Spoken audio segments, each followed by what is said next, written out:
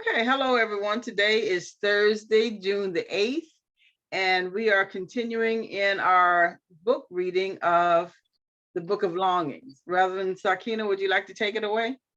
Sure. Let's become still for a moment, taking in several full breaths, inhaling beauty and light and love from the Creator, and exhaling all of the cares and challenges that you had today, just exhaling them and allowing them to go by the wayside, knowing that they'll be there when you're ready for them again. But for the next hour and a half, let's just become still and let us open our hearts and our minds to what we are about to hear, and to be open and receptive to what the Spirit guides us to understand and to learn, and what the Spirit has for us to share with others.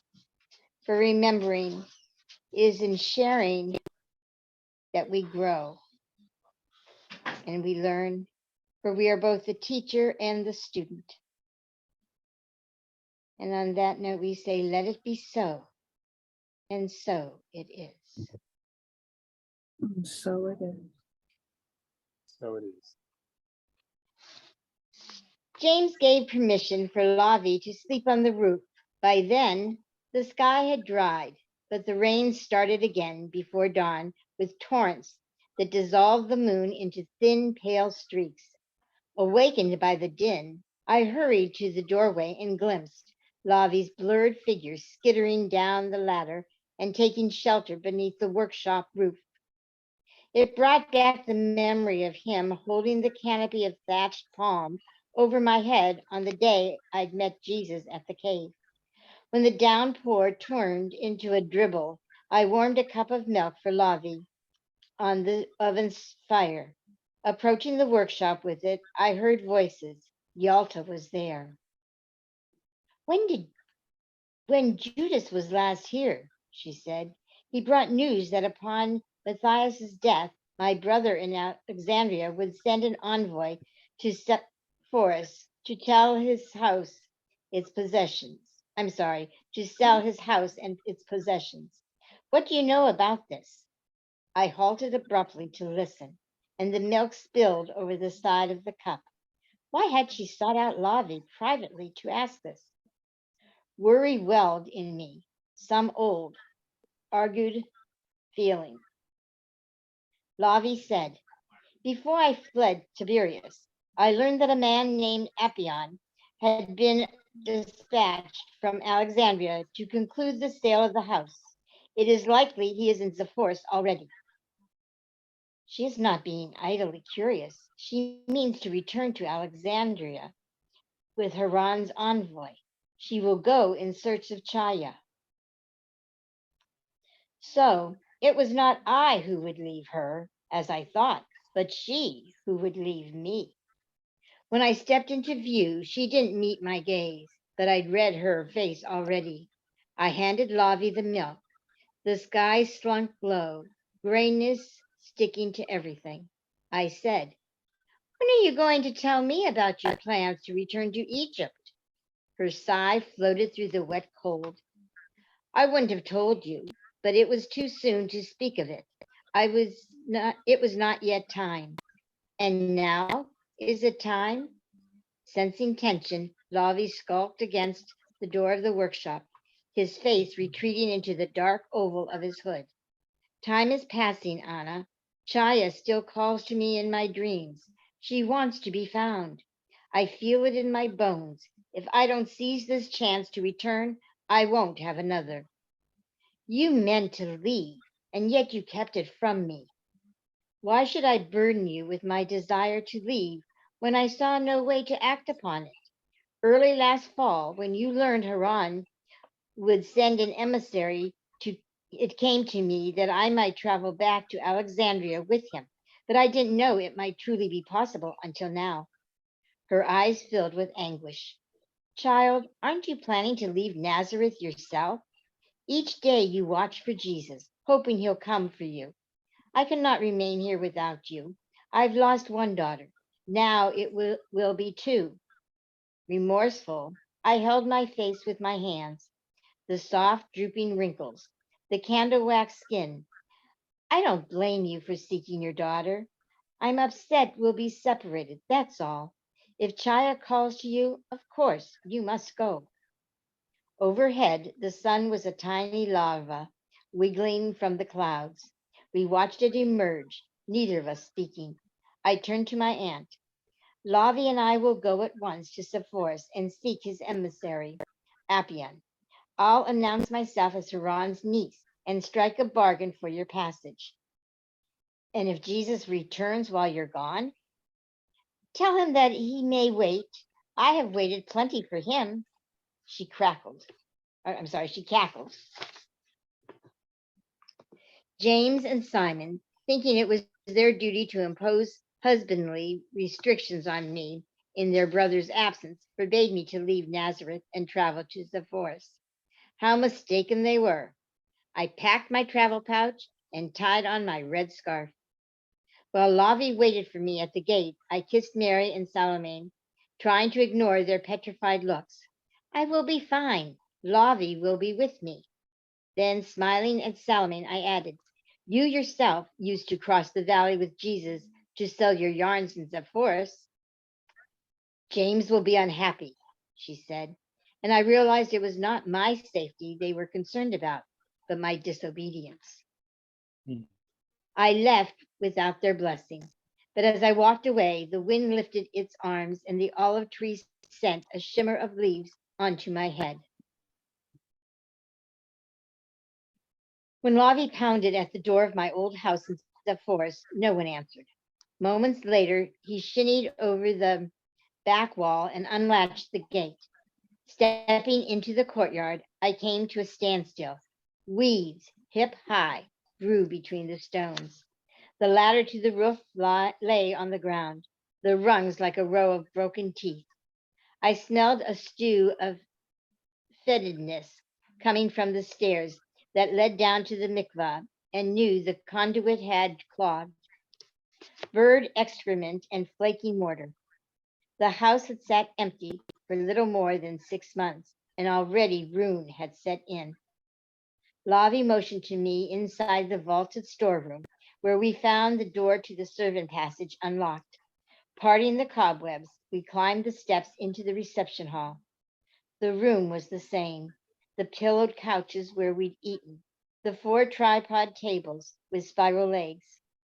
We wandered up the stairway into the loggia, past the sleeping quarters. Peering into my room, I thought of the girl who'd studied and read and begged for tutors, who'd made inks and word altars, and dreamed of her face in a tiny sun.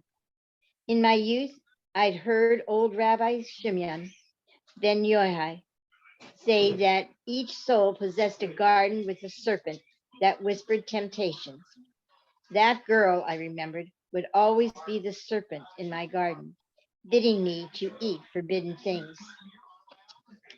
Come, Lavi said urgently from the doorway. I followed him to Judith's room, where he pointed to a half-full water skin, musk bed covers, partially burned candles, and a fine linen coat tossed on a bench. On a table near the bed, 2 scrolls had been opened and marked in place with reading spools. Haran's emissary had arrived and made himself welcome in our house. No, not our house, I reminded myself. It and everything in it belonged to Haran now. I walked to the table and glanced over the unfurled scrolls. One contained a list of names, officials, and landowners, and next to them, recorded sums of money. On the other, a recording of the house contents, room by room. He could return at any moment.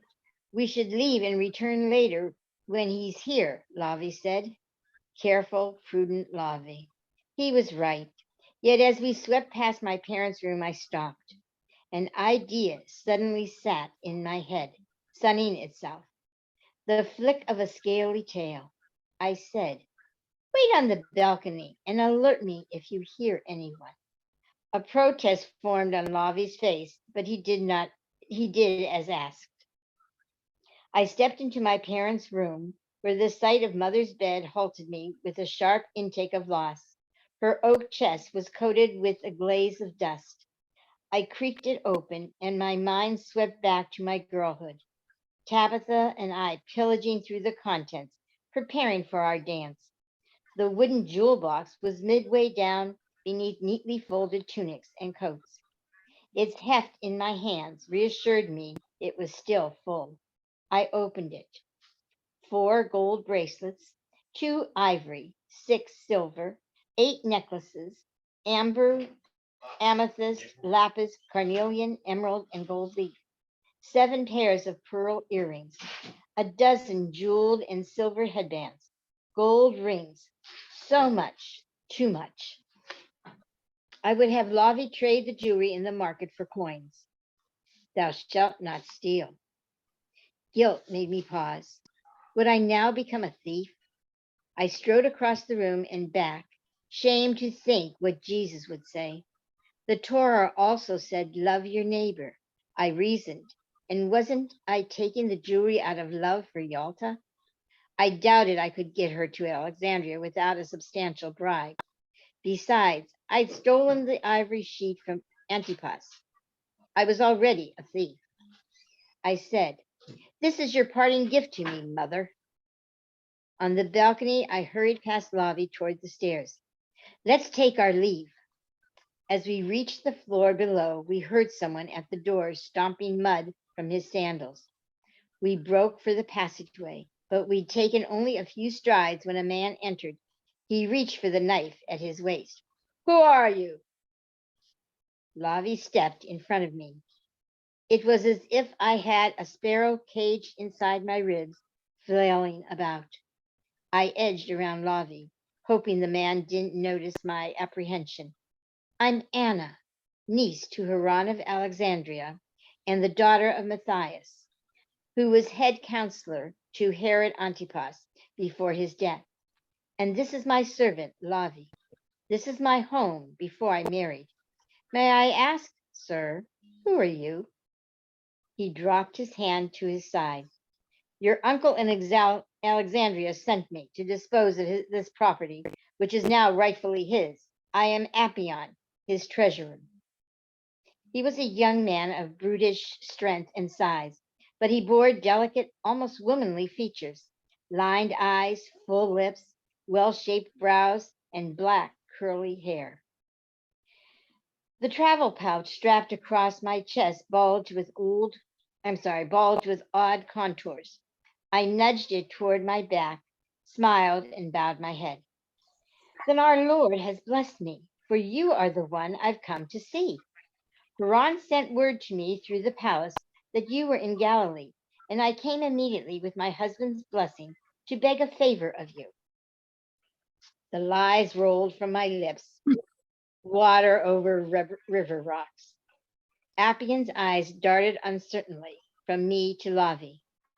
How did you come to enter the house? We found the passage from the courtyard unbolted. I didn't think you would mind if I found shelter. My hand went to my belly, which I protruded as far as I could. I am with child and felt weary. The audacious turn my lies were taking surprised even me. He swept his hand toward one of the couches. Please rest. I plopped onto the cushion, wrinkling my nose at the fusty air that came wafting up. Speak your favor, he said. Did you have something to say, Penelope? Okay. I quickly gathered my thoughts. He accepted my lies easily enough, and he possessed a kind way. Would I need the bribe? Should I forestall until I'd traded the jewelry? I studied the man. His curls were oiled with expensive spikenard. A gold scarab ring encircled his finger, the one he no doubt used to imprint Haran's seal onto documents. May I return tomorrow? I said. I find myself too tired. What could he say? A woman with child was a mysterious creature. He nodded. Come at the 6th hour and present yourself at the main door. You will find the passageway from the courtyard locked. Okay, any comments, questions, or No, concerns? Okay, we'll go on. no. The next day, we returned at the designated hour. I felt confident. Lavi had traded my mother's jewelry for 6,000 drachma, the equivalent of 1 talent. It was an unexpected measure of riches. Minted in silver, the coins were so so voluminous. Lavi had purchased a sizable leather bag to hold them. He'd paid out more drachma for a room at an inn, choosing himself to pass the night in the alley. I slept only a little, dreaming that Jesus returned to Nazareth on a spitting camel. If Lavi was shocked I'd taken the jewelry, he'd hidden it well. Nor had he appeared surprised when I explained I had no child in my womb, only a false tongue in my mouth. Indeed, he smiled a little. His spine and subterfuge in the palace for Judas seemed to have given him a certain appreciation for cunning.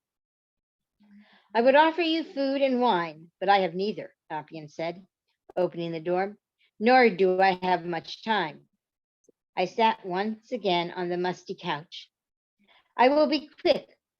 Haran's sister Yalta has lived with me for many years. She knew your father and remembers you as a boy.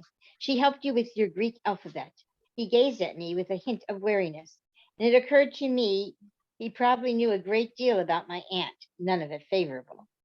He would have heard the rumors in Alexandria that she'd murdered her husband.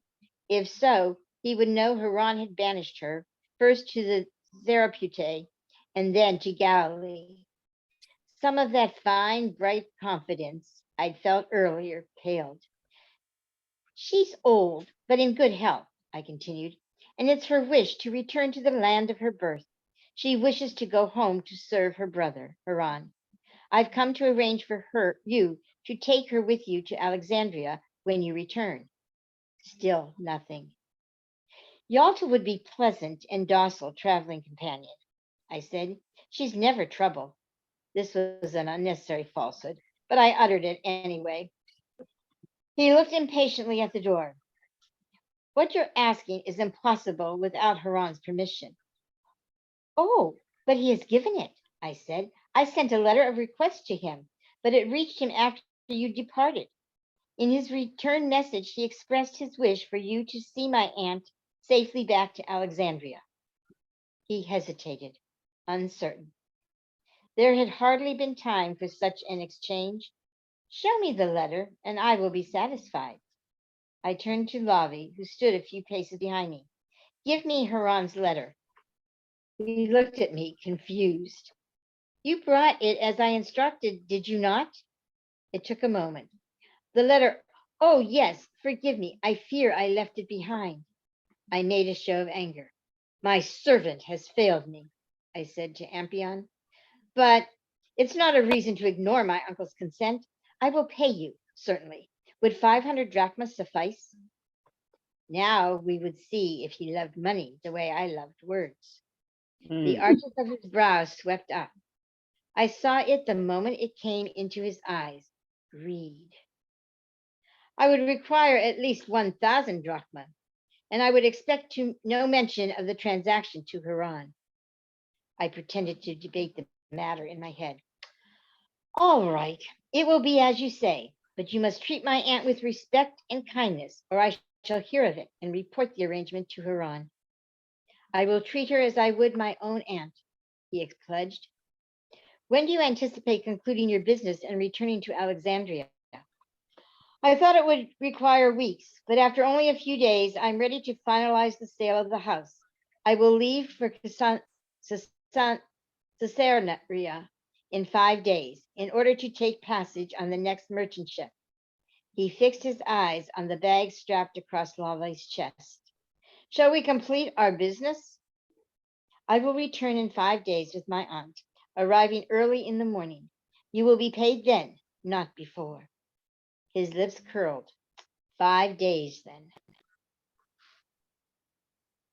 As Lavi and I drew close to the compound, the aroma of roasting lamb filled my nostrils.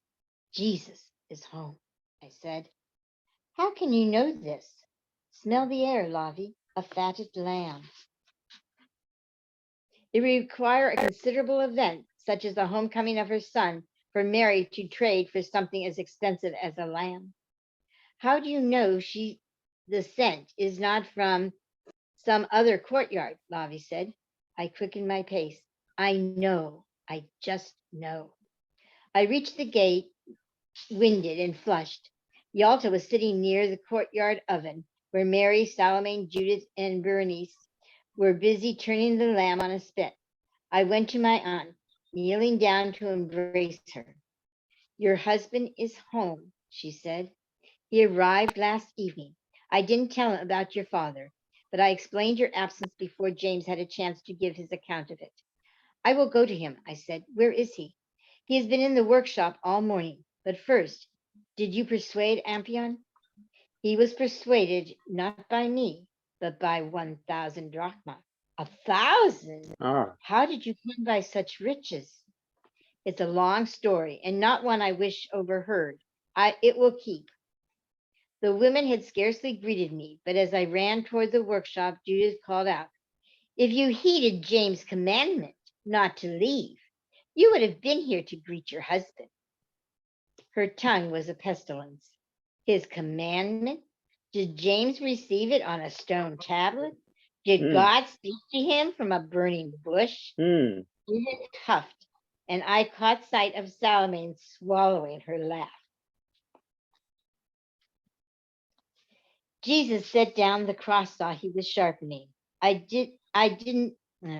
not seen him for more than 5 months, and he looked like a stranger. His hair hung long about his shoulders. His skin was darker and raised from desert winds, all the edges of his face severe. He seemed so much older than his 30 years. You've been gone too long, I said, letting my hands rest on his chest. I wanted to feel him, the flesh of him. And you're too thin. Is that why Mary has a banquet in the making? He kissed my forehead. He said nothing about my red scarf. His only words, I've missed you, little thunder. We sat down on the workbench. Yalta said you were in Sepphoris, he said. Tell me all that has happened since I've been gone. I described Lavi's unexpected appearance. He brought me news, I said. My father is dead. I'm sorry, Anna. I know what it's like to lose a father. Mine was nothing like your father, I said.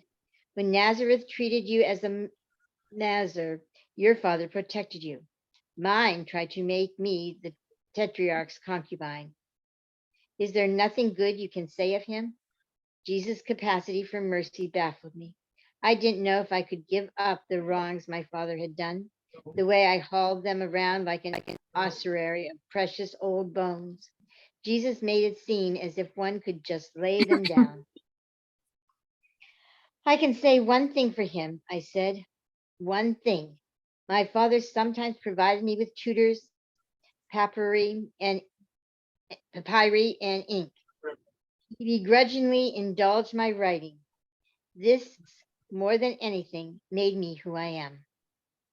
I'd known this simple truth, but putting it into words gave it an unexpected potency. I felt tears start. Finally, tears for my father. Jesus pressed me to him, burying my nose in his tunic, and I smelled the Jordan River flowing beneath his skin.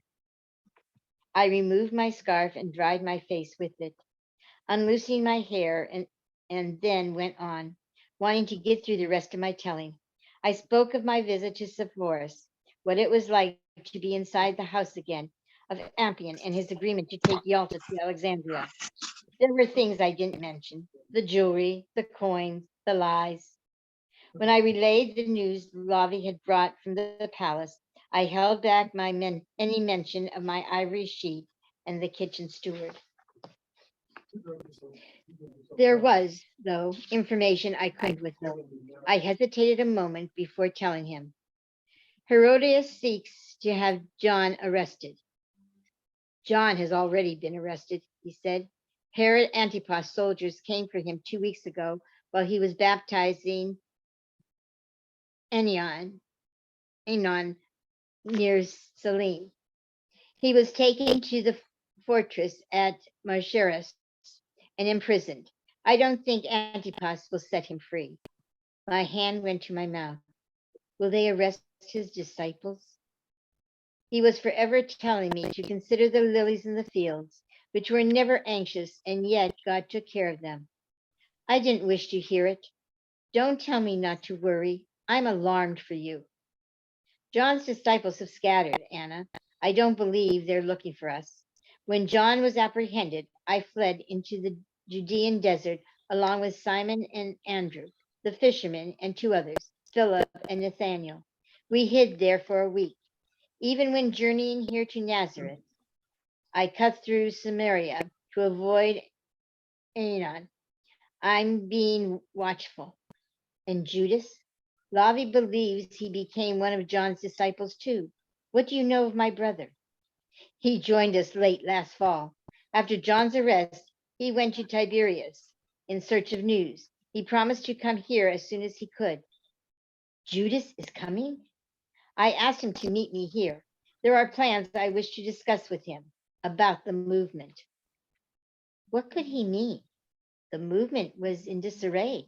It was over. Jesus was home now. We would go back to the way it had been. I gripped his hand. I had the sense of something awful coalescing around me. What plans? There were squeals at the doorway, and 3 of the children, Judith's 2 girls and Maurice's youngest boy, charged into the workshop in a game of chase. Jesus caught the smallest in his arms and swung him about. When he'd given them each a twirl, he said, I'll tell you everything, Anna, but let's seek a quiet place. He led me across the courtyard and through the gate. As we left the village and descended into the valley, I smelled the citrus harvest that signaled the arrival of spring. He began to hum. Where are we going? I asked. If I tell you, it will not be a surprise. His eyes were alight. Traces of his playfulness with the children still clung to him. As long as you're not taking me to the fields to consider the lilies, I'll go willingly. His laugh was like a clapper bell, and I felt the months of our separation fall away. When we took the road that led to the eastern gate of Sepphoris, I knew we were going to the cave, but said nothing, wishing him to have a surprise, wanting the lightheartedness to last and last. We walked through the balsam grove, through the thick piney smell to the outcrop of rock. My heart did a little zag leap. I'm sorry, my heart did a little stag leap. There it was. It had been 10 years. When we stepped inside the cave, I looked toward the back where I'd once buried 13 scrolls and my incantation bowl. And even now, they seemed buried to me, languishing in the bottom of my cedar chest. But he was here, and I was here. I would lament nothing. We sat in the opening. I said, Tell me everything as you promised. His eyes searched mine. Hear me to the end before you judge. All right, I'll hear you to the end. What he would say would change everything. I knew this indelibly. After I'd been with John for 2 months, he came to me one morning and said he believed God had sent me, that I, too, was God's chosen. Soon after, I began to baptize and preach alongside him. Eventually, he moved north to Antioch, where he could slip easily into Decapolis out of Antioch's reach. But he wanted to reach the whole country, and he asked me to remain in the south to preach his message of repentance. A small number of disciples stayed with me: Simon, Andrew, Philip, Nathanael, and Judas. Multitudes came. You cannot imagine the crowds. People began to say John and I were the 2 messiahs. He drew a deep breath, and I felt it blow warm on my face. I could see where he was leading, and I didn't know if I wished to follow. He'd brought me here to the place of our beginnings, but only later would I think of the snake biting its tail, how the beginning becomes the end that becomes the beginning. The Mm, movement spread like flood waters, he said. Now, though John, though, with John in prison, it has been silenced. I cannot let it die. You mean to take it up on your own? I said. It will become your movement now? I'll go forth in my own way. My vision differs from John's. His mission was to prepare the way for God to throw off Roman rule and establish his government on earth. I hope for this too, but my mission is to bring God's kingdom into the hearts of people. The masses came to John, but I will go to them. I'll not baptize them as he did, but I'll eat and drink with them. I'll exalt the lowly and the outcast. I'll preach God's nearness. I'll preach love. He'd first mm, told me of his vision of God's kingdom here in this cave, the feast of compassion, where everyone was welcome. God has surely chosen you, I told him, and I knew it to be true. He pressed his forehead to mine and left it there. I think of it still, those moments, that leaning upon each other, the tent our lives made together. Then he rose and walked a few paces. I watched him standing there, blade like, resolute, and felt overcome by it all. There would be no turning back. He said, after Salome's wedding in Canaan, I will announce myself at the synagogue in Nazareth. Then Judas and I will go to Capernaum. Simon, Andrew, Philip, and Nathanael are waiting for me there. And I know of others who may join us, the sons of Zebedee, a tax collector named Matthew. I stood. I will come with you too. Where you go, I will go. I meant those words, but they sounded strangely ill-fated in my ears, and I could not account for it. You may come, Anna. I have no qualms about women joining us. All are welcome. But there will be difficulties traveling from village to village with nowhere to lay our heads.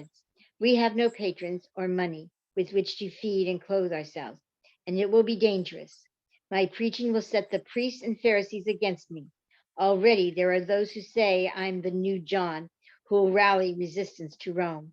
This will certainly reach the ears of Antipas spies. He will see me as a Messiah who stirs revolution, just as he did John. And he'll arrest you too, I said, feeling fear spread through me. At this most unlikely moment, the crooked grin appeared on his face. He sensed my fear, and wishing to break its spell, he said, consider the lilies of the field. They are not anxious, yet God takes care of them. How much more will he take care of you? Wow. Any comments or questions?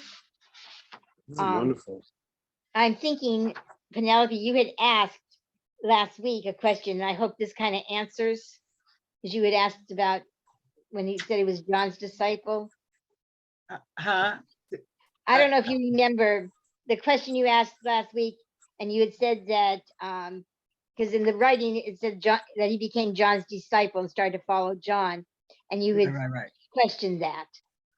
Well, I mean, And so this kind of explains after John's arrested how Jesus then took over, but changed because right. his message was different. So this kind of Mm-hmm, answers that. mm-hmm, mm-hmm. Any Yeah, other comments? Hmm. No, I'm You ready good. to go on? yeah, we can go on. Okay. In the days after Jesus' return, I disappeared into preparations for our departure. Yalta and I washed her few paltry garments and hung them to dry on pegs in the storeroom. I beat her sleeping mat and sewed a leather cord to it so she could strap it on her back. I filled water skins, wrapped salted fish, cheese, and dried figs in strips of clean flax, and stuffed her travel pouch full. I restitched her sandals, laying down an extra piece of leather inside. Jesus fashioned new walking staffs out of olive limbs. He insisted we take only one extra tunic each. I packed two along with a small batch of medicinal herbs. then sat a while, clutching the preventives that kept me from pregnancy. I wondered if we would ever have a private place to lie together once we'd left here, then tucked what I could fit of the preventives into the pouch. I took care to help Mary as she went about her chores, if only to spend time with her. Almost half of her family was leaving: Salome, Jesus, me, and Yalta. And though she pretended cheerfulness, her sorrow seeped through as she watched Jesus carve the staves, trying to keep the tremble of her chin. And as she embraced Salome, blinking tears, she baked honey cakes for us. She patted my cheek, saying, Anna, dear Anna, take care of Delilah, I said to her. Keep Judith away from her. I will care for your goat myself. Lavi asked if he could come with Jesus and me when we left, and I didn't refuse him. You're a free man now, I told him. If you come with us, it will be as a follower of Jesus, not a servant.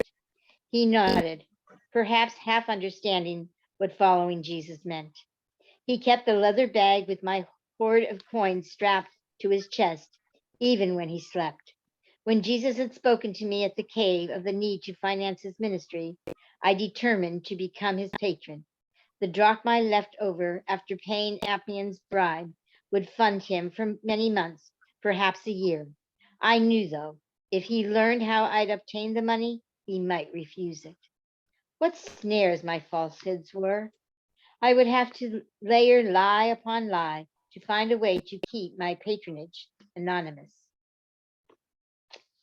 The day before we were to return to Zephyrus to meet Ampion, I woke with a rolling sensation in my stomach. I could not eat. I fear I will never see you again, I said to Yalta. We were standing beside the wall in the storeroom where she'd drawn her charcoal calendar, and I saw she'd marked tomorrow, the 6th of Nisan, with her name and the word finished, not in Greek, but in Hebrew. She saw me staring at it. We aren't finished, child. Only my time here in Nazareth. The thought of parting from her, from Mary and Salome, and become a Leviathan ached in my chest. We will find each other again, she sounded assured. How will I know where you are? How will I get news from you? Letters were sent by paid couriers who traveled by ship, then by foot. But I would leave soon with Jesus for an itinerant life, and it seemed unlikely a letter would ever reach me. We'll find each other, she repeated. This time she only sounded cryptic. I went about my work, unconsoled. Near the middle of the afternoon, Yalta and I were beneath the olive tree cutting barley stalks, when looking up, I saw Judas at the gate. I lifted my arms in greeting as Jesus looked across the courtyard to meet him. The two men came toward Yalta and me like brothers, their arms draped about each other's shoulders. Yet there was something boding in Judas's face. I saw it immediately. The tightly pulled smile, his eyes shining with dread, the deep breath he took just before he reached me. He kissed Yalta's cheeks, then mine. We sat in patches of shade and sunflecks, and when the pleasantries were over, I said, must you always bring troubling news? Judas's effort at pretense fell away then. I wish it were not so, he said, and looked away, delaying. And neither Jesus nor Yalta nor I broke the silence. We waited. He turned back and fixed his gaze on me. Anna, Antipas has ordered your arrest. Jesus looked at me, his face gone still, and in a moment of strangeness and disbelief, I smiled at him. The kitchen steward and the ivory sheet. Antipas had learned of my complicity. Fear came then, blood rushing up to fill my eyes, the wild galloping in my body. This cannot be. Jesus slid over closer so I could feel the solidness of him, his shoulder against mine. Why would Antipas arrest her? He said calmly. He accuses her of treachery in the escape of Facilius, Judas said. The palace steward who smuggled Anna's warning to Facilius confessed its contents. You are certain of this news? Yalta asked Judas. Is your source reliable? Judas scowled at her. I wouldn't have alarmed you if I didn't think it was true. Tiberius is still rife with gossip about Filius. They say the soldiers who took her to Machaerus were put to death along with two of her servants, all of them accused of conspiring. And there is much talk of a warning message carried to Facilius on a food tray. I knew this to be Anna's ivory tablet. But that's gossip. Do you assume her arrest based on gossip? Yalta demanded. And I could see the news had stunned her too, for she refused to believe it. There is more, I'm afraid, Judas said, a glint of exasperation in his voice. I heard of an old woman named Joanna, who was Facilius' attendant. I know her, I said. She was married to Antipas' head steward, Chusa. I remembered her hovering about the first time I met Facilius. How young I'd been, 14, betrothed to Nathaniel. You are no lamb, and I am. You are no lamb, and I, too, am no lamb. I glanced at Jesus. Was he remembering Chusa and the day he'd incited the crowd to stone me? I'd often wondered if we would be married if not for that terrible man. Chusa is long dead, Judas went on, but Joanna lives among the servants at the palace, partially blind and too old to be of much use. But she's counted among those who now serve Herodias. She saved herself by condemning Facilius and swearing an oath of loyalty to Herodias. When I found her sitting outside the palace walls, she recanted both, saying she knew of Facilius' plot and would have fled with her if she had been younger and had her sight. He turned to Yalta. It was Joanna who told me about the kitchen steward's confession and of Antipas' intention to arrest Anna. She heard it from Herodias' own lips. Around us, the ordinary world went on. The children at play, James and Simon hewing wood in the workshop, Mary and my sisters-in-law kneading dough near the oven. The day in its courses, my breath hovered painfully over a flame at the back of my throat. Joanna is certain Antipas will act. He will act, Anna. There's little doubt of it. King Aretas is mobilizing for war to avenge his daughter.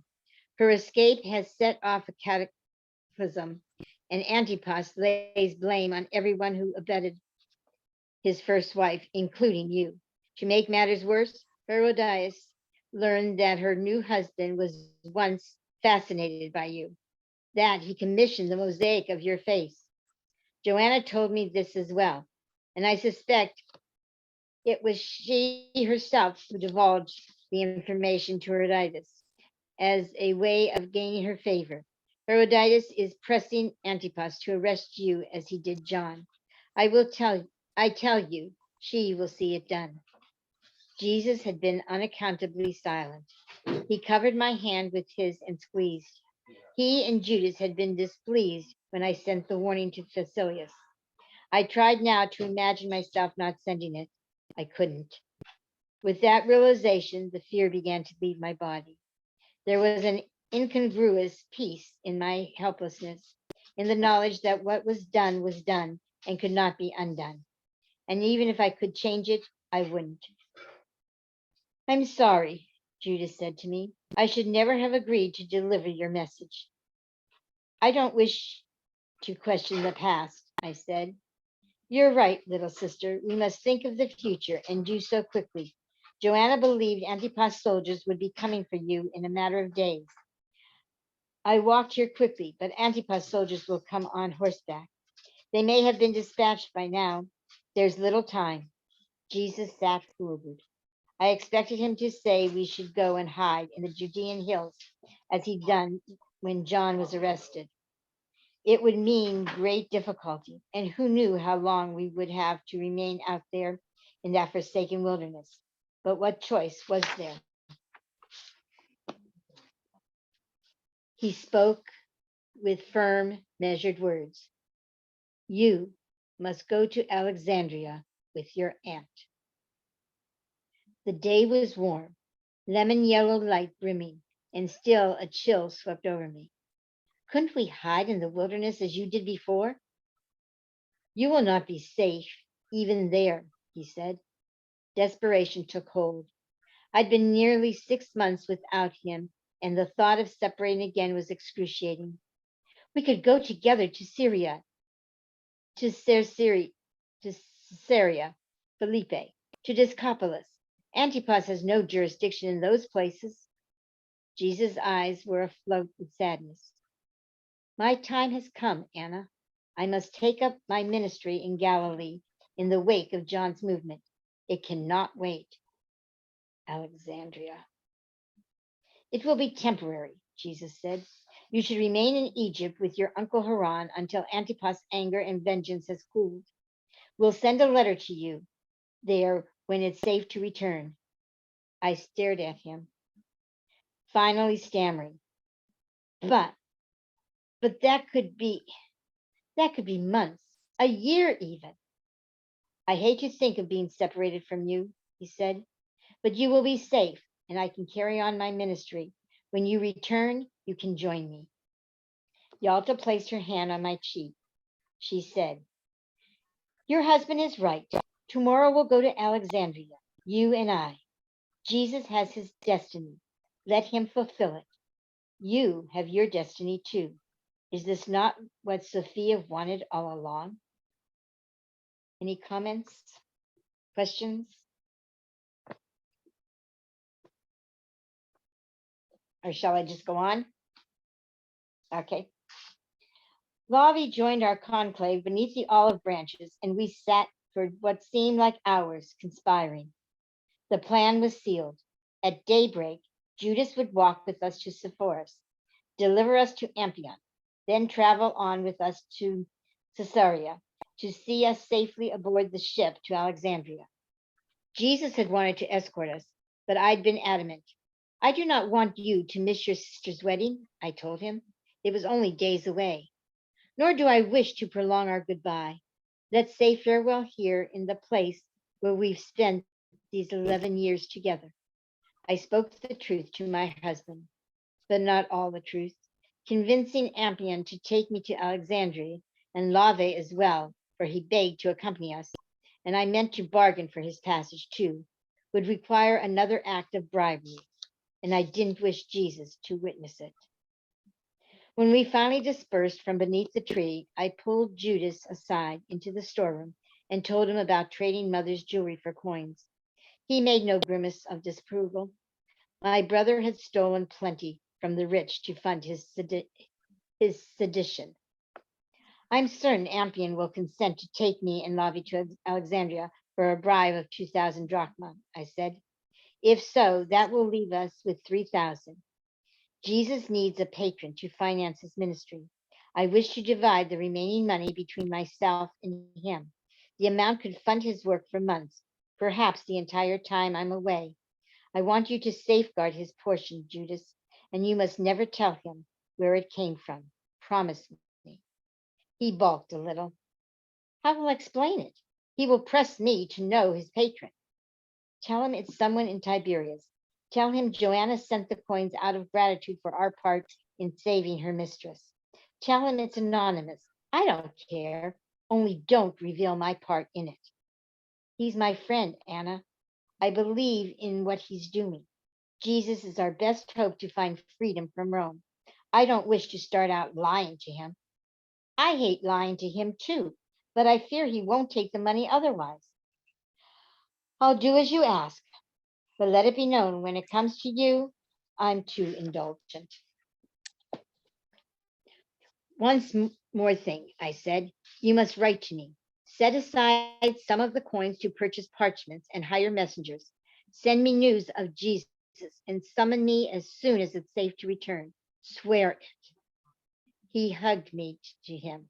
I swear it. I dug my incantation bowl from the bottom of the cedar chest, where it had lain neglected and fallow for years. It was the size of a dough bowl, too large for my travel pouch, but I would not leave it behind, nor my scrolls. When the silver coins were emptied from the large pouch, I would slip the bowl and the scrolls into it. Until then, I would carry them in my arms. I gazed at the wool sack of potsherds on which I'd penned the verses of grief for Susanna. They would have to stay behind. The afternoon had given way to evening dark. Out in the courtyard, hushed voices. From the doorway, I could see Jesus and his family. In the sky, one lone star, a puncture of light. Your wife has acted recklessly, I heard James say. Now she will bring Antipas soldiers to our door. What are we to say to them? Simon said. Jesus clasped a hand on each of their shoulders. That way he had of reminding them that they were all brothers. Tell them the woman they seek no longer lives here. Tell them she has left me and gone away with her brother. We don't know where. You would have us lie to them? James asked. Jesus' suggestion that they prevaricate about my whereabouts surprised me too. Mary had been standing on the periphery, but she stepped before James and Simon. What Jesus would have you do is help him preserve the life of his wife, she said sharply. You will do as he asks you. We must do as our conscience requires, said Simon. Salome made a whimpering sound, a sigh, a cry. I couldn't tell. Let us drink some wine and talk together, Jesus said.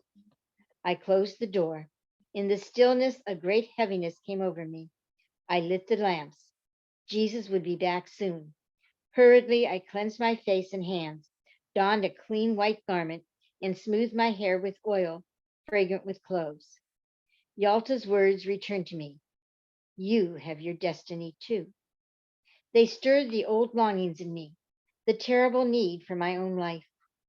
I reopened my chest and retrieved the last of the oven ink, half full and thick with gum, then pulled a reed pen from my travel pouch. Cross-writing in quick, tiny letters between the lines of my old prayer, I wrote a new prayer inside my incantation bowl. Sophia, breath of God, set my eyes on Egypt. Once the land of bondage, let it become the land of freedom. Deliver me to the place of papyri and ink, to the place I will be born.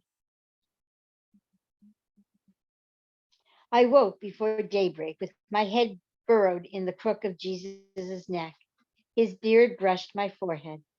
Heat radiated from his skin Oh, with the okay. scent of Hey, wine and Sakina. salt. Yes. Your internet kind of was unstable. So after we didn't hear you after you said Sophia. Oh, okay. Is it stable now? Yes. Okay, that's funny because nothing showed up here. Okay, I'll reread that. I wrote a new prayer inside my incantation bowl. Sophia, breath of God, set my eyes on Egypt. Once the land of bondage, let it become the land of freedom. Deliver me to the place of papyri and ink, to the place I will be born. I woke before daybreak with my head burrowed in the crook of Jesus' neck. His beard brushed my forehead. Heat radiated from his skin with the scent of wine and salt. I didn't move. I lay in the dark and drank him in. The light came slow and limping, never fully arriving. Overhead thunder, a splintering sound, then another and another. The sky timbers cracking. Jesus stirred, making a soft, droning noise with his lips. I thought he would get up then and pray. Instead, he said, Little thunder, is that you I hear? And he laughed. I forced a lilt into my voice, teasing him back. It's me, beloved. I'm roaring at the thought of leaving you behind. He turned on his side to face me, and I felt that he saw deep inside me. He said, I bless the largeness in you, Anna. And I bless yours, I told him. Then he rose and, opening the door, stared toward the valley with the same deep, pure gaze he'd cast on me. I went to stand beside him and looked in the same direction as he. and it seemed for an instant I saw the world as he did, orphaned and broken, and staggeringly beautiful, a thing to be held and put back right. Parting was fully upon us now. I wished with all my being that we might have gone on together. We ate in silence. After I dressed and made myself ready for the journey ahead, I opened the goatskin pouch that held the red thread. It was fragile, the thinnest of filaments, but I would wear it this day for him. He helped me tie it onto my wrist. The family waited in the courtyard. I embraced each of them before Jesus walked with me to the gate where Judas, Yalta, and Lavi waited. The drizzle had stopped, but the sky was sodden. We didn't linger with goodbyes. I kissed Jesus' mouth. May this severing not cut us apart, but bind us together, I said, and holding my bowl and my scrolls to my chest, I set my face toward Egypt. Any comments?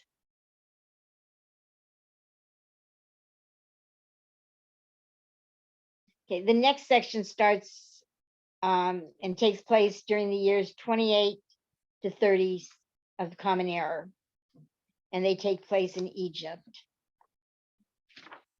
And it's just going on 8 o'clock. So you want me to continue? Okay, can you hear me? Yeah, we can hear you fine. Oh, Yes. okay. Uh-huh. This section begins with Alexandria, Lake Mareotis, Egypt. We sailed into the great harbor of Alexandria after 8 days of turbulent seas. Though our ship, a vessel that bore Egyptian corn to Caesarea and returned to Alexandria with olives, had hugged the coastline, the waves had lifted me, unable to keep down food or drink. Throughout the journey, I had lain curled on my mat below decks and thought of Jesus. At times, my distress at traveling farther and farther away from him was so great. I wondered if my sickness wasn't from the pitch of the sea at all, but from the pain and turbulence of leaving him.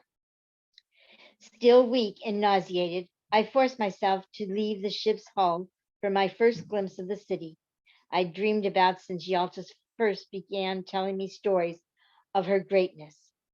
Standing beside my aunt, I inhaled the foggy air and drew my coat to my neck, the clamor of the mainsail snapping ferociously over our heads. The harbor swarmed with ships, large merchant ships like ours, and smaller fleet galleys. There, said my aunt, pointing into the gloom, there's Pharos, the great lighthouse. When I turned, I was met by a spectacle I couldn't have imagined. On a small island facing the harbor, a massive tower of white marble rose in 3 grand tiers towards the clouds, and at the top a magnificent blaze of light. Even the temple in Jerusalem couldn't compare to it. How do they make such a light? I murmured, too awed to realize I'd spoken the thought out loud. The fire is reflected by massive bronze mirrors, Yalta replied, and I saw in her face the pride she felt for her city. A statue crowned the pinnacle of the lighthouse dome, a man pointing skyward. Who's that? I asked. Helios, the Greek sun god. See, he's pointing to the sun. The city brimmed along the waterfront, shining white buildings that stretched into the distance. My nausea forgotten, I stared transfixed at one of them that jutted out into the harbor, a dazzling edifice that seemed to float on the water's surface. Behold, Yalta said, watching my face, the palace of the royals. I once told you about the queen who lived there, Cleopatra the Seventh. The one who went to Rome with Caesar? Yalta laughed. Yes, that among other things. She died the year I was born. I grew up hearing stories of her. My father, your grandfather, said she would write on nothing but papyrus made in our family's workshops. She proclaimed it the finest papyrus in Egypt. Before I could take in the news that Cleopatra had made reference to my family, an imposing columned structure loomed up. That's one of the temples to Isis, Yalta said. There's a grander one near the library known as Isis Medica that houses a medical school. My mind had become dizzy with wonder. How alien this place was, how gloriously alien. We grew silent, letting the city slide past like the contours of a dream, and I thought of my beloved, of how far I was from him. By now, he would have attended Solomon's wedding in Canaan and departed for Capernaum to assemble his followers and start his ministry. The memory of him standing at the gate when I departed brought a twist of pain. I longed to be with him, but not in Galilee. No, not there, here. When I looked again at Yalta, her eyes were misted. Whether from wind, happiness, or her own twist of pain for Chaya, I couldn't say. When we disembarked, Appian hired a flat-roofed litter for the four of us, with curtained windows and cushioned seats, pulled by two donkeys. We bobbed along the canopic way, the main corridor of the city, a cobblestone street so wide it could have fit 50 litters side by side. The street was lined on either side with red-roofed buildings and people milling about, women with uncovered heads, and girls, not just boys, trotting behind their tutors with wooden tablets hitched to their waists on cords. Catching sight of a brilliantly hued Egyptian woman, winged and kneeling, painted inside a portico, I made an exclamation of surprise, and Yalta leaned to me and said, "Winged Isis, you'll see her everywhere." We came upon a line of horse-drawn chariots driven by men in helmets, who, Appian informed us, were on their way to the hippodrome. A resplendent-looking pediment suddenly protruded in the distance. My heart gave a lurch. I couldn't see the building's facade, but the roof seemed to preside over the city. "Is that the great library?" I asked Yalta.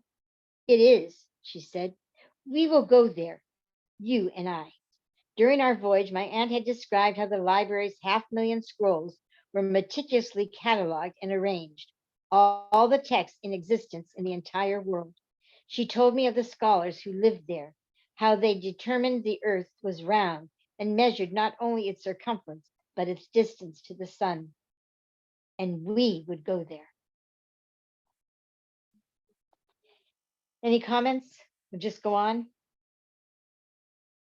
It was not until our litter arrived at Haran's house that my excitement turned to apprehension.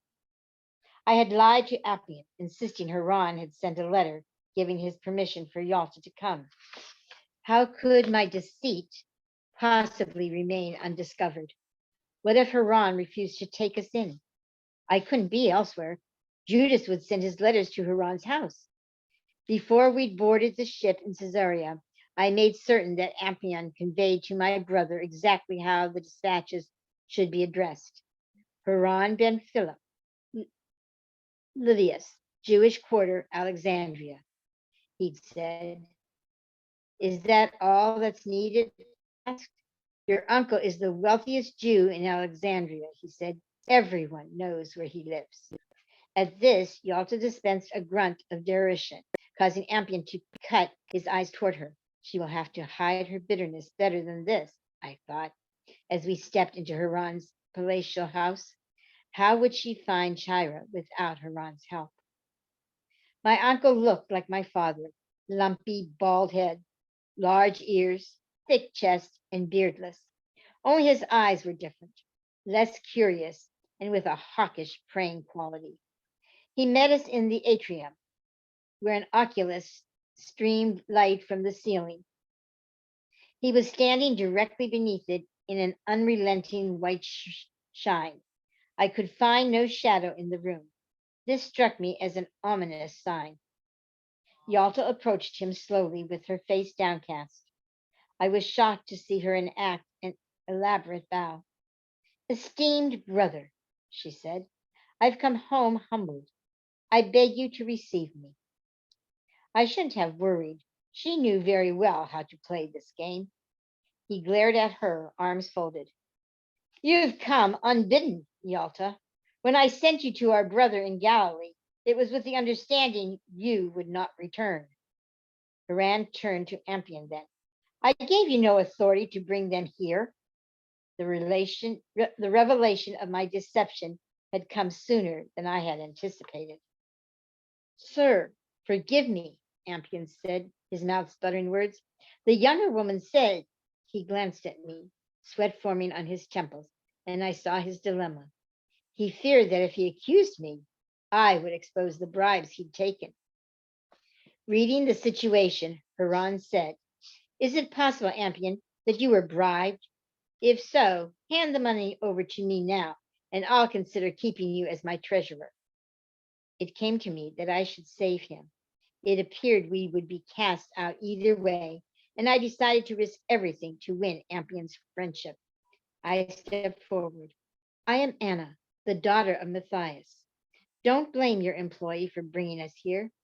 We gave him no bribe.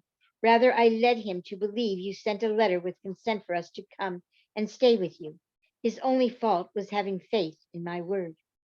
Yalta glanced at me, uncertain. Lavi shifted on his feet. I didn't look at Ampion, but I heard the outbreath that escaped his lips. Haran said, you stand here and confess you are in my house out of trickery?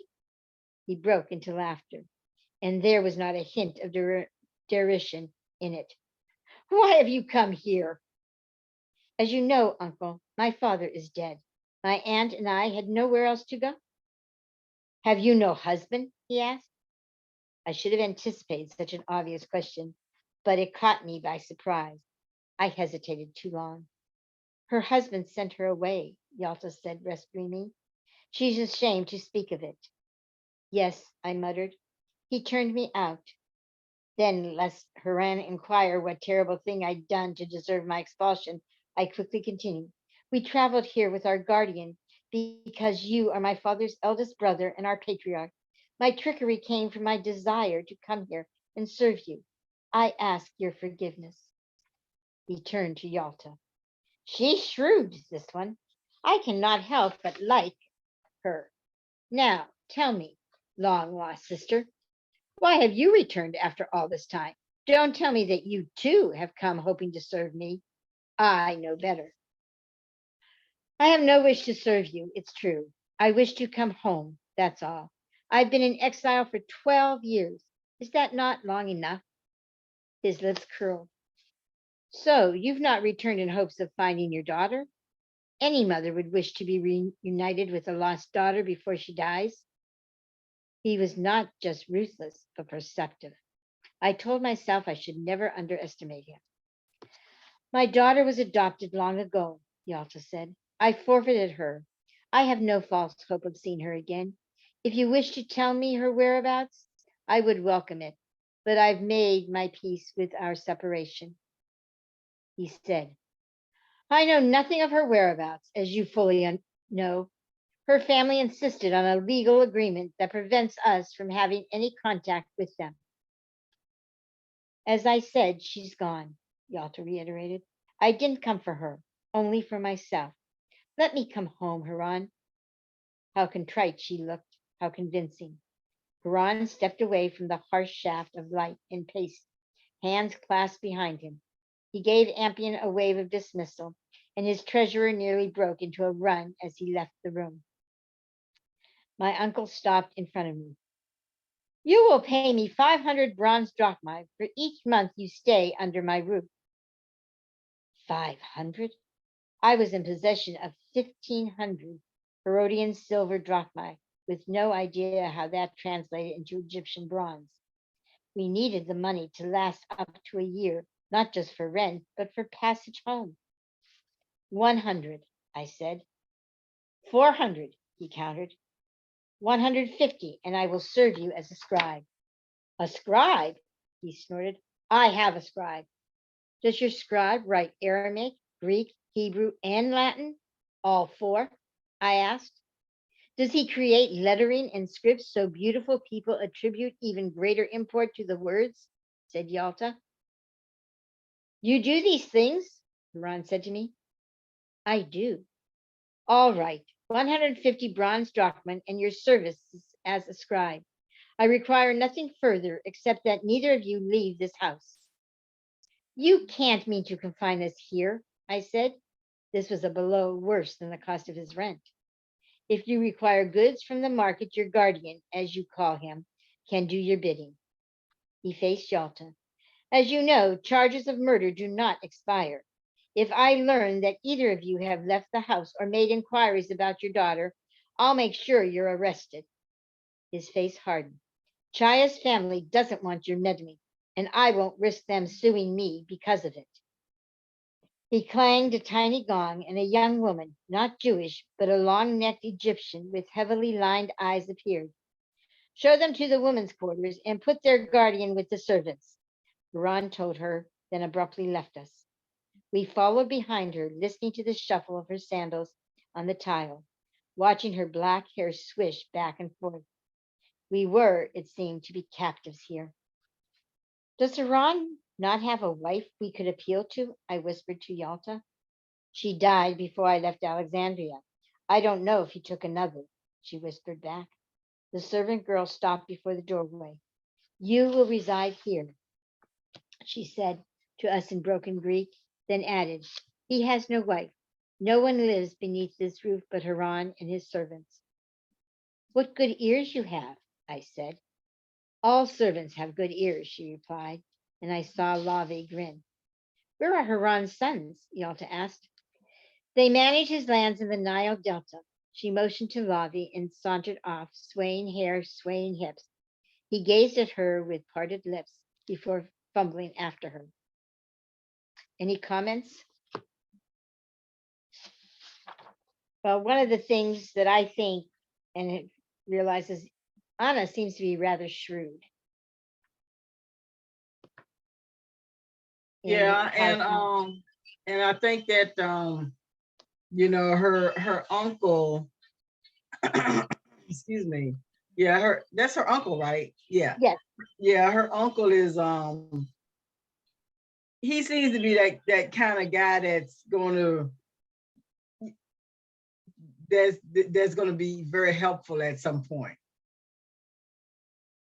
Possibly. Mm-hmm. Okay. My sleeping chamber was separated from Yalta's by a sitting room that opened into a courtyard garden, a tiny forest of date palms. We stood in the doorway looking out at it. Haran doesn't trust you, I said. He knows exactly why you're here. Yes, he knows. But it's strange, isn't it, that he goes to such lengths to keep you from Chira, even confining us to the house. What harm would it be for you to see her? Perhaps there's some legal agreement with her family, but I wonder if he conceals Chira from you only to punish you. Could his need for vengeance be as strong as that? The rumors surrounding my husband's death were a disgrace for him. His own sister believed to be a murderer. He lost busyness over it. He lost favor in the city. He was shamed. He never got over it, and he has never stopped blaming me. His need for revenge is bottomless. We stood there silent for a few moments, and I thought I saw something come over her face, some awareness. She said, what if Haran conceals Chira not only out of vengeance, but to hide some wrongdoing of his own? My skin prickled. What do you mean, Aunt? I'm not sure, she said. Time will tell us. Out of the center of the garden, a little pond overflowed with blue lotus. At least we have lodging here, I thought. While Yalta settled herself, I stepped outside and went to kneel beside the pond. As I examined the odd way the lotus grew from the mud at the bottom, I heard footsteps. Turning, I found Ampion standing behind me. I'm grateful, he said. You rescued me at your own expense. I could do no less. He smiled. So, niece of Haran, what is it you want from me? Time will grant us an answer, I said. I spent my morning in Haran's small scriptorium, making copies of his business records. A fool possesses one copy, he said. He'd said, a wise man, two. My uncle owned his father's lucrative papyrus fields, the transactions of which were acutely boring. Contracts, deeds, accounts, receipts, mountainous piles of dullness. Fortunately, he still sat on the council of 71 elders that oversaw Jewish affairs in the city, which provided me with far more engaging documents. I copied a wonderful array of lurid complaints about pregnant widows, daughters in law found not to be virgins, husbands beating wives, wives deserting husbands. There was an oath from a woman charged with adultery who swore her innocence in such insistent terms it made me smile, and another from a rabbi's wife claiming a male bath attendant had scalded her thighs with hot water. Most amazing of all was a daughter's petition to give her own self in marriage rather than allow her father to do it. How dull Nazareth had been. I wrote on the most beautiful papyri I'd ever beheld, white, close grained, polished sheets, and I learned how to gum them together to create rolls twice as long as I was tall. Haran's other scribe was an elderly man named Thaddeus, who had sprigs of white hair in his ears and ink stains on his fingertips, and who fell asleep each day by holding his pen. Emboldened by his naps, I abandoned my work as well and resumed writing my stories of the matriarchs while he slept. I didn't feel Haran's sudden appearance, for he spent his days flitting about the city, if not attending council meetings, then business at the synagogue or Greek games at the amphitheater. And when he was home, we stayed clear of him, taking meals in our quarters. It was only necessary that I produce slightly more copies than slow, snoring Thaddeus. In this way, I composed the stories of Judith, Ruth, Miriam, Deborah, and Jezebel. I tucked the scrolls inside a large stone jar in my room, adding them to the others. I spent the afternoons in our guest quarters, idly, endlessly, and fretting for my beloved, whom I pictured wandering about Galilee, speaking openly with lepers and harlots and mamzers of every sort, calling for the mighty to be brought low, all of this in the presence of Antipas' spies.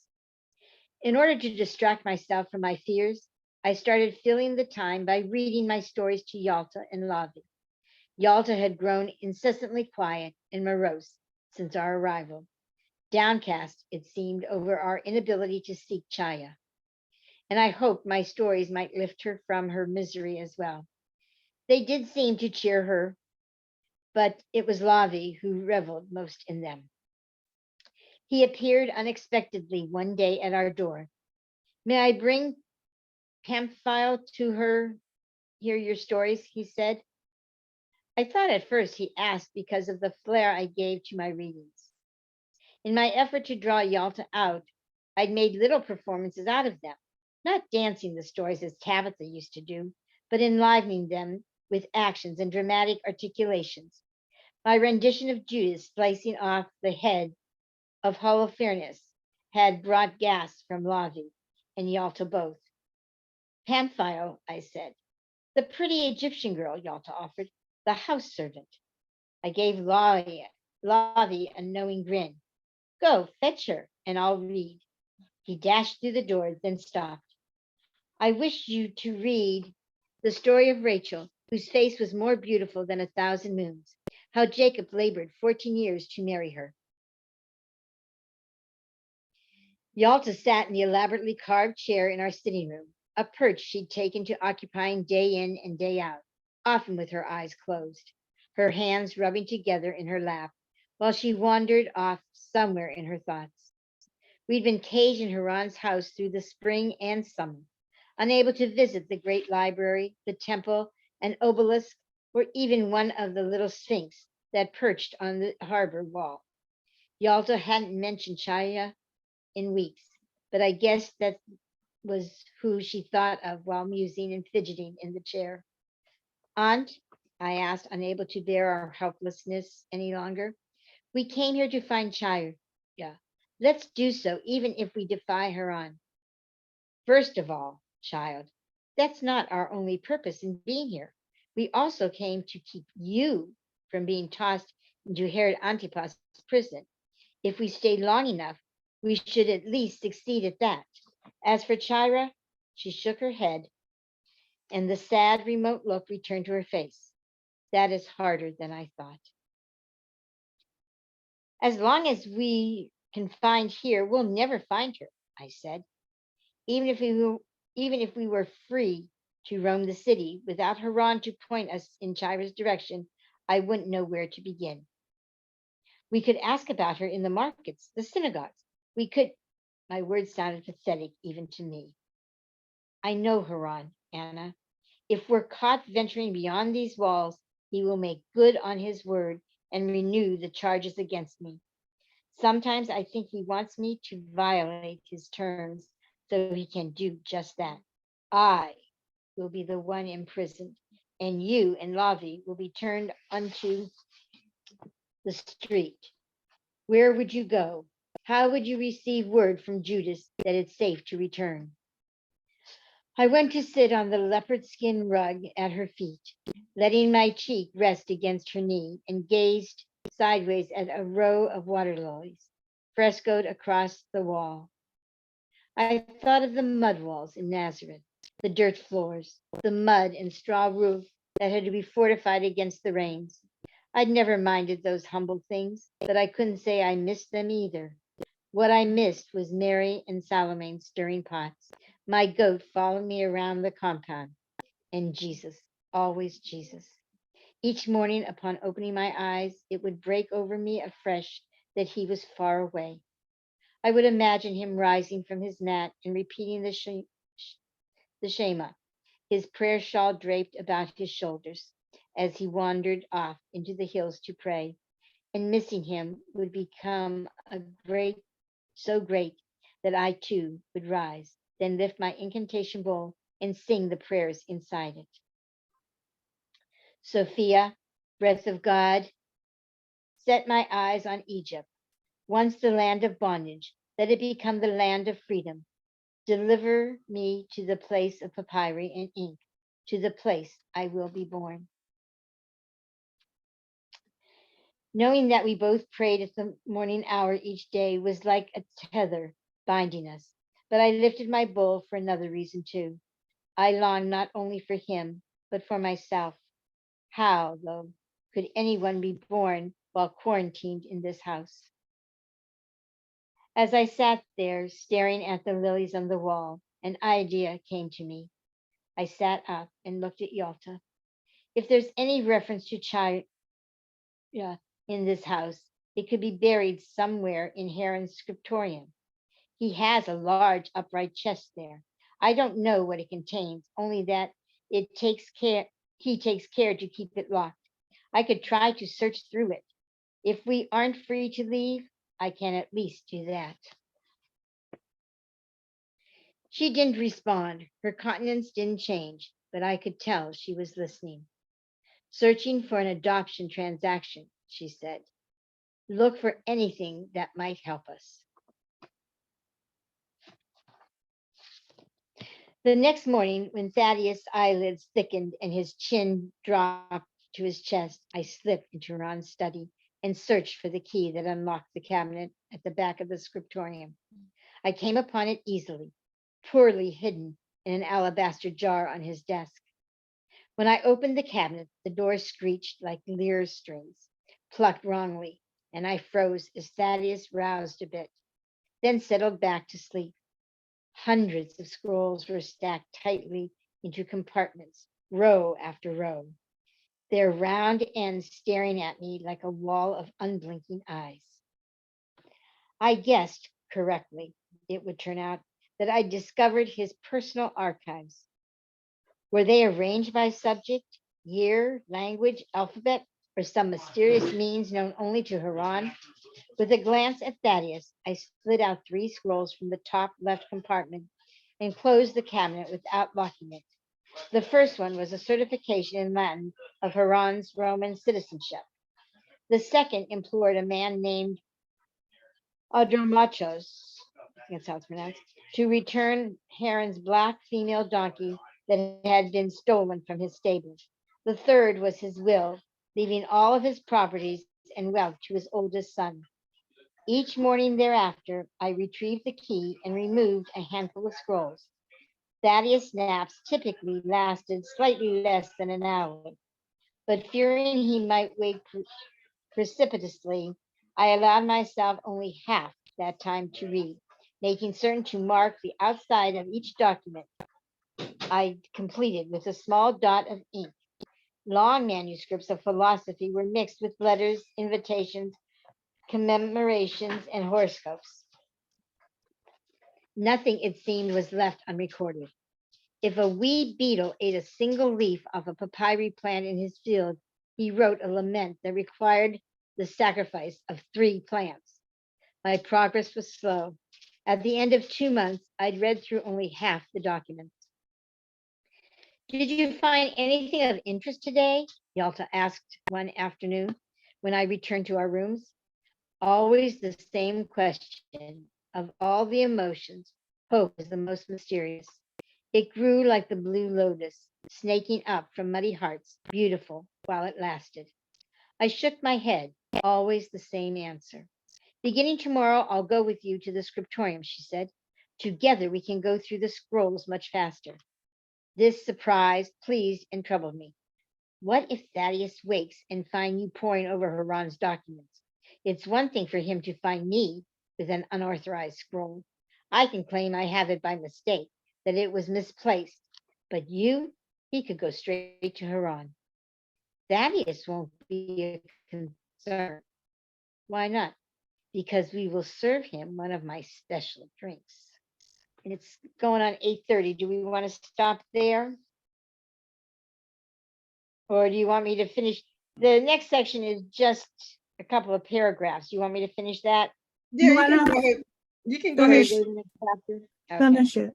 Yeah. I arrived in the scriptorium the following morning with cakes and beer, a drink the Egyptians consumed at all hours, as if it were water or wine. I set a cup before Thaddeus. We deserve refreshment, don't you think? He tilted his head uncertain. I don't know if Haran would. I'm sure he won't mind, but if so, I'll tell him it was I who arranged it. You've been kind to me, and I wish to repay you, that's all. He smiled then and lifted his cup, and I felt a paroxysm of guilt. He'd been kind, always treating my mistakes with patience and showing me how to repair errors by cleaning dribbles of ink with a bitter fermented liquid. I suspected he knew that I pilfered Pyrrhus for my own purposes, yet he said nothing. And how did I repay him? I deceived him with the draft Yalta had concocted with the aid of pamphile and a sedative distilled from the lotus flower. His oblivion was quick and miraculous. I dumped out the beer in my own cup through the window in Haran's study, and when my aunt appeared, I already had the cabinet unmoved. We unraveled scroll after scroll, securing them with reading spools, and read side by side at my desk. Yalta was an uncommonly noisy reader. She made constant vibrating sounds. Ooh, and ah, suggesting she'd stumbled upon some stupefaction or frustration. We read through a dozen or so scrolls, unable to find any mention of Chaya. Yalta left at the close of an hour. That was all the time we thought we could risk. Thaddeus, however, went on sleeping. I began to stare at his inert form to be sure he was breathing.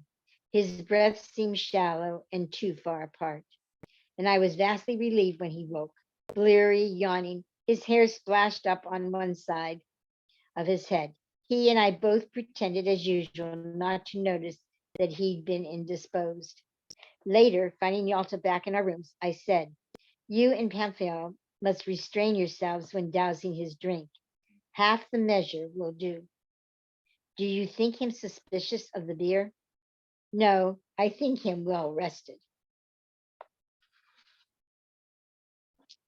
And that concludes, we've read through 4 chapters. We'll begin next time on chapter 5. Yeah, that Any was. comments, concerning, sharing? Go ahead, Harriet. You can go ahead. No, I was just gonna say, it's It's really interesting. I'm glad we're in Alexandria. Who is Sophia that she keeps praying to? The That's goddess the Sophia, female goddess. goddess of representing God, Yeah. the mother God. In Judaism? No, Well, that I've heard it in all forms of religions. The I mean, Sufis. Sophia is the mother of wisdom. right, but I mean, did she get her from Alexandria, or did she? Where did she get? I mean, from from because her aunt came from Alexandria, so is that where she got Sophia from? Has she always no, been she's praying to she's Sophia the whole time? Sophia is like the feminine side of God. Yeah, I know who Sophia is, but I'm saying, Oh, how did she oh, begin I praying think to Sophia? At what has she always been? always. I think always. yeah. Okay, I must just didn't pay that much attention. Yeah, always. And what did the red scarf indicate? I think it's kind of indicate her independence, Okay, uh-huh. because she seems to don that whenever she's doing something independent for herself and something against the tradition. Mm-hmm. You Okay. know, it's just like, the one section here when they arrive in Alexandria, and she says that there were girls and boys following tutors and carrying tablets. Mm-hmm. Because Alexandria, there wasn't that big difference that, in Judaism, it was just the boys that were educated, and girls were not supposed to be educated. Right. Mm-hmm. And that where in Alexandria, everyone was supposed to be educated just to a degree. Right. Okay. Yeah, the story is getting better now that they're in Alexandria. Yeah. What are your thoughts, Harriet? Um, I'm not going to comment because I've read a little bit further ahead, and I know what's going to happen. So I'm gonna just be quiet. Yeah, I don't want to reveal anything. yeah, it's it gets quite interesting, and it's Yeah, it does. and there's some points here where I start to laugh because it's like I know something's coming up, and that, Mhm. and but Anna is very interesting, I think, and the qualities in her are very interesting because she's always thinking a little bit ahead.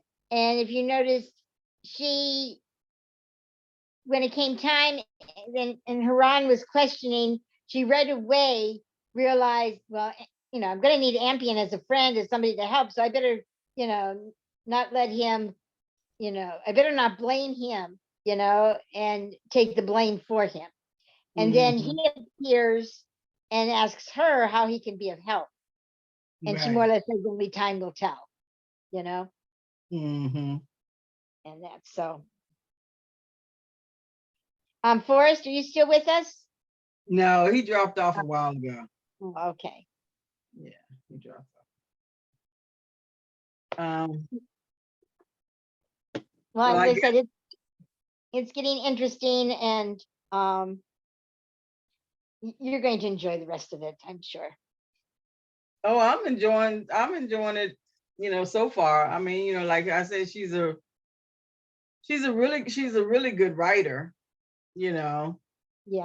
and some things, you just kind of got to push along with the, just to go and, so that the story will flow. Yeah. Mm-hmm. But Okay. so that's it for this evening. My room is getting dark, so I'm really in the shadows. But But your eyes are glowing. well, it's At probably one point I was reading and I looked up and there were these two blue eyes staring at me. you know, and I thought, oh my goodness. And I wanted to stop reading to look at him, but What is I couldn't do that?